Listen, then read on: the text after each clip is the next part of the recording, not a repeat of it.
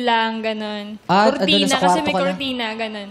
Para mas magmukhang... Grabe yung effort dun, ha? Oo. Para Di talaga po siya tinatago madali. niya talaga. Oo, para mapanindigan yung yung pang-e-etchos.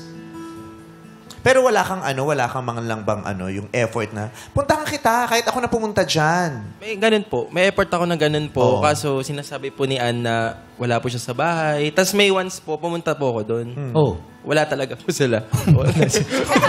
Sabi sa'yo, ay mo maniwala, wala nga siya. O kaya magtaka ko pagdating mo doon, hindi mo alam, Japan na pala yung punta mo. Layo na. Layo Japan to? Nakamotor lang ah.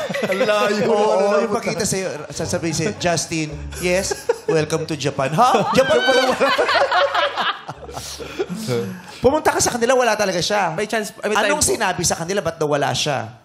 Pumalis daw sila ng tita niyo po. That time. Inetchos ka din ng pamilya niya. Alam Nasabihan niya. Ano yan, Ann, binilin mo sa pamilya mo ron? Alam po lahat ng family ko yun. Siya lang yung hindi. Oh. Pero yung para magsinungaling din sa kanya, ibinilin mo ba yun sa pamilya o yun talaga yung plano ng pamilya? Huwag mo na itong sabihin sa boyfriend mo, ha? Binilin ko po.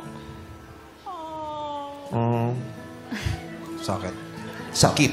Paano mo nalaman na nagsisinungaling siya sa'yo? Matagal din po.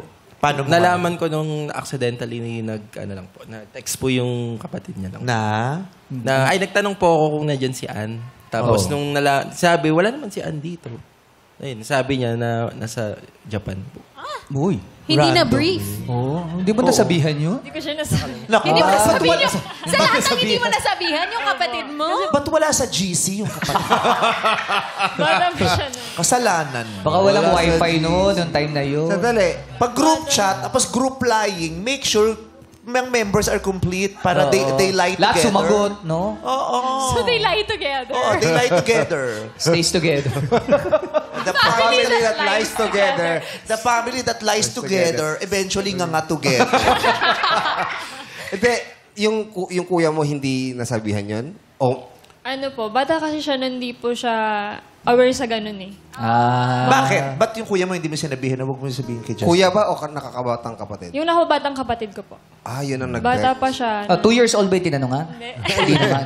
Hindi po. Ilang taon? Oh my God. Nasa 14 ata siya ng 15. So pag sinabi ko yun, baka maano rin, ay pwede pala magsinungaling Oo na nga. gano'n. Ayaw niya turuan mag-lie yung brother. Paano mo nalaman yung number ng kapatid niya? Sa Facebook lang din po. Bakit? Kasi may kutob ka na. Ano yung kato? Kutob. May kutob ka na na baka may hinala ka na. tinatago. Oo.